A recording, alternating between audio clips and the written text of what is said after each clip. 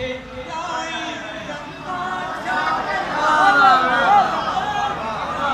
पीर जो है दर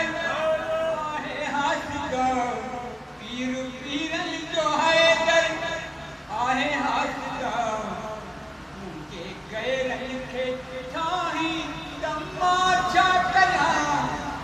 कुत्तों के मिले तो अलियत के हटा कुत्तों के मिले तो मौला के हटा